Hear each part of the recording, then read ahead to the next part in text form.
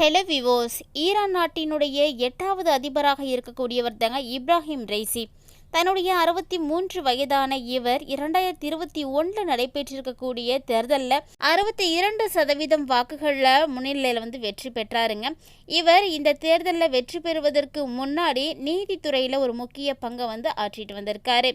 இவர் இதுக்கு முன்னாடி 2017 நடந்த தேர்தலையும் பங்கேற்றிருக்காரு. ஆனால் அதில் தோல்வியை தாங்க தழுவிருக்காரு. இருந்தாலுமே கூட தன்னுடைய முயற்சியை கைவிடாமல் 2021 நடைபெற்ற தேர்தலில் வெற்றி பெற்று ஈரான் நாட்டுக்கு அதிபதியாக ஆயிருக்காரு. இப்படி தன்னுடைய தொடர் முயற்சியால் வெற்றி பெற்ற ஈரான் அதிபராக இருக்கக்கூடியவர் ஒரு சில நாட்களுக்கு முன்னாடி ஹெலிகாப்டரில் அப்படி எங்கே போனார் அப்படின்னே தெரியலங்க. நாட்டு எல்லையில் என்னதான் நடந்துச்சு அப்படின்றதும் இன்னும் யாருக்கும் தெரியல. ஆனால் திடீரென அவரது ஹெலிகாப்டர் வெடித்து சிதறியதாகவும் அதில் அவர் மரணித்திருப்பதாகவும் தகவல்கள் எல்லாம் வந்திருக்கு. அப்படி அவர் எங்கே தான் போனார், ஹெலிகாப்டருக்குள்ளே என்னதான் நடந்துச்சு அப்படின்றத பற்றின நிறைய தகவல்களை தான் இந்த பதிவில் நம்ம தெரிஞ்சுக்க போகிறோங்க.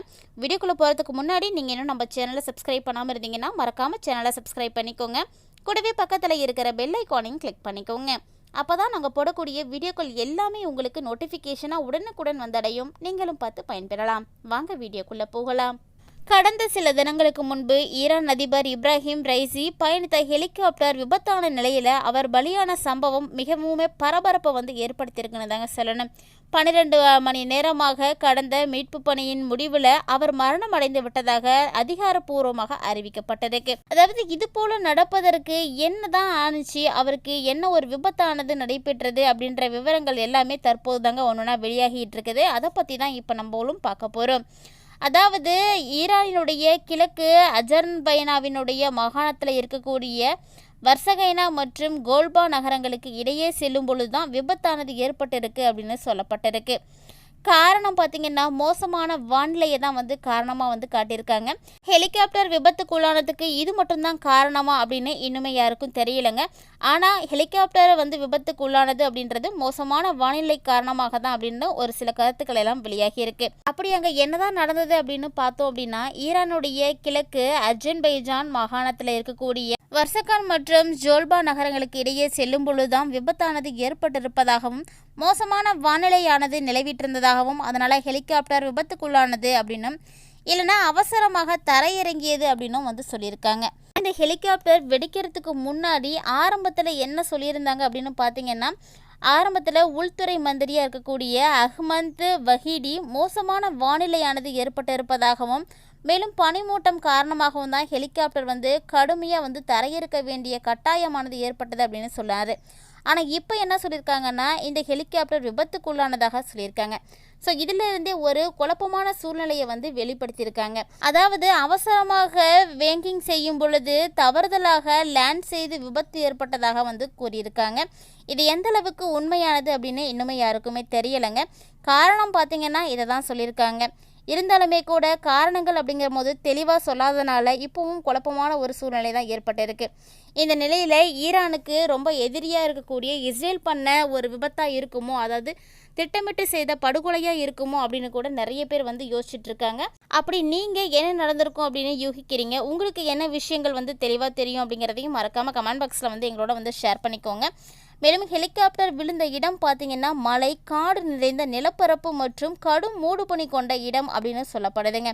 இந்த மோசமான வானிலை தேடுதல் மற்றும் மீட்பு பணிகளுக்கு இடையே இருந்ததுனால முழுமையான மீட்பு பணிகளை கூட மேற்கொள்ள முடியல அப்படின்னு சொல்லப்பட்டிருக்கு. அதாவது இந்த மீட்பு பணிக்காக 12 மணி நேரம் மேற்கொள்ளப்பட்டதாகவும் சொல்லப்படுது. அந்த அளவுக்கு அந்த இடத்துல ஒரு சிக்கலான ஒரு சூழ்நிலையானது காணப்பட்டதாகவும் இதனால தான் அவருடைய உடலை தேடி எடுக்கிறதுக்கே இவ்வளோ நேரம் ஆனதாகவும் சொல்லியிருக்காங்க. சொல்லப்போனால் அந்த ஹெலிகாப்டரில் ஈரான் நாட்டு அதிபராக இருக்கக்கூடிய இப்ராஹிம் ரைசி மட்டும் கிடையாதுங்க. அந்த நாட்டினுடைய வெளியுறவு அமைச்சராக இருக்கக்கூடிய ஹொசைன் அமிரதுல்லாஹியான் மற்றும் ஈரானினுடைய கிழக்கு அஜர்பைஜான் மகான் ஆளுநராக இருக்கக்கூடியவங்களும் மற்ற சில அதிகாரிகளும் கூட இருந்திருக்காங்களாம். பாதுகாவலர்கள் கூட இருந்ததாக அரசுகள் எல்லாம் தெரிவிக்கிறாங்க. இவங்க எல்லாருமே அந்த ஹெலிகாப்டர் வெடிச்சதில் செதறி பலியாகியிருக்காங்க அப்படின்னு தாங்க சொல்லியிருக்காங்க. அப்படி எங்கே தான் இப்ராஹிம் ரைசின் போனார், ஏன் இந்த ஹெலிகாப்டர் விபத்துக்குள்ளானது அப்படின்னு இன்னும் யாருக்கும் தெரியலைங்க. அவர் போன இடம் பார்த்தீங்கன்னா அஜர்பைஜான் ஜனாதிபதி இல்ஹாம் அலியோட இணைந்து இருநாட்டு முயற்சியில் கட்டப்பட்ட ஒரு அணையை திறப்பதற்காக தாங்க போயிருக்காரு. அதாவது அஜர்பைஜானுடனுடைய ஈரானுடைய எல்லைக்கு தான் ரைசி வந்து போயிருந்திருக்காரு. இவர் அந்த ஃபங்க்ஷனை நல்லபடியாக முடிச்சுட்டு அங்கேருந்து திரும்பி வந்தப்போ தான் இது போல் விபத்தானது ஏற்பட்டிருப்பதாகவும் சொல்லப்பட்டிருக்கு. அதாவது ஹெலிகாப்டரில் பயணித்த ஈரானுடைய அதிபராக இருக்கக்கூடிய இப்ராஹிம் ரைசி, அந்த நாட்டினுடைய வெளியுறவு அமைச்சர் மற்றும் பிற உதவியாளர்கள் எல்லாருமே வந்து அந்த நாட்டினுடைய மிக உயரிய அரசியல் தலைவர்களாக தாங்க பார்க்கப்படுறாங்க.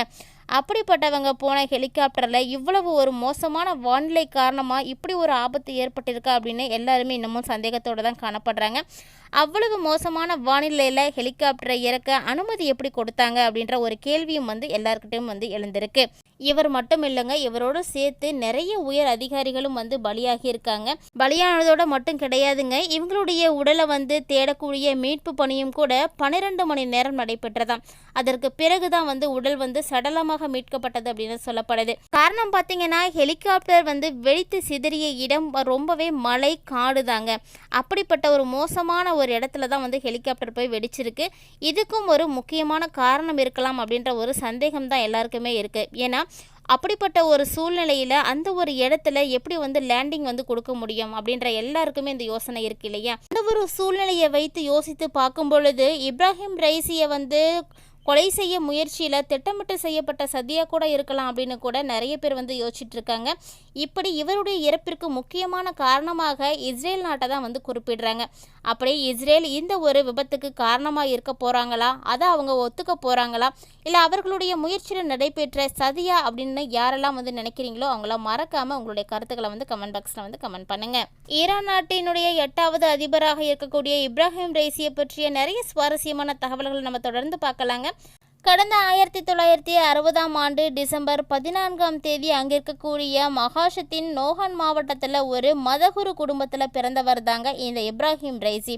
தன்னுடைய பள்ளி படிப்பை எல்லாம் முடித்த இவர் தொடர்ந்து சட்டப்படிப்பையும் வந்து முடிச்சிருக்காரு.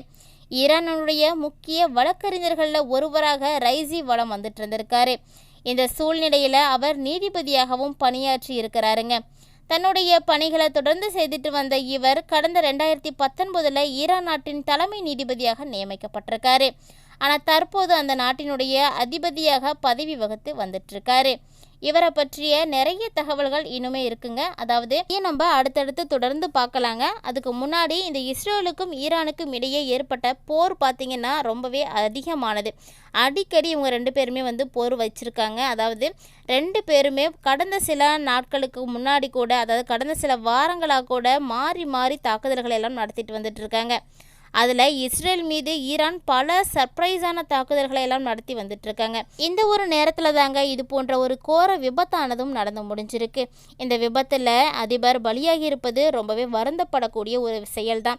ஏன்னா ஒரு நாட்டுக்கு அதிபர் அப்படிங்கிறவர் எவ்வளவு முக்கியமானவர் அப்படின்னு அந்த நாட்டு மக்களுக்கு தாங்க தெரியும். எப்படி ஒரு தலைவனை இழந்த குடும்பத்தில் ஆதரவு, பாதுகாப்பு இது போன்றதெல்லாம் இல்லாமல் இருக்குமோ அதே போல தாங்க ஒரு நாட்டுக்கு அதிபர் அப்படிங்கிறவரும். அவர் தான் தன்னுடைய நாட்டையும் நாட்டு மக்களையும் கட்டி காப்பாற்றக்கூடியவர்.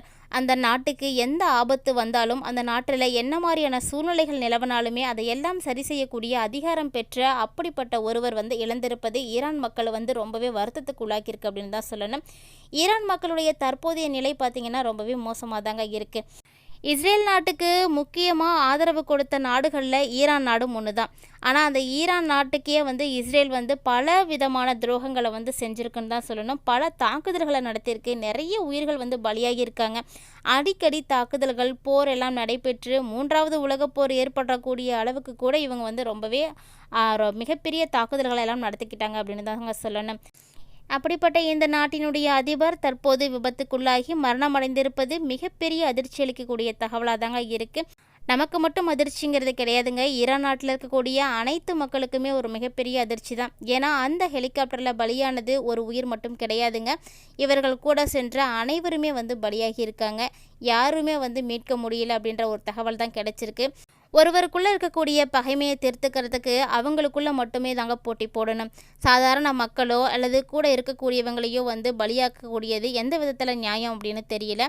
இப்படிப்பட்ட தாக்குதல்களை தான் ஒவ்வொரு நாட்டுக்காரர்களும் போர் அப்படின்ற பேரில் வந்து நடத்திட்டு இருக்காங்க. எத்தனை பேர் இந்த செயலை தவறுன்னு நினைக்கிறீங்களோ அவங்களாம் மறக்காமல் கமெண்ட் பாக்ஸில் வந்து தவறு அப்படின்னு கமெண்ட் பண்ணிடுங்க.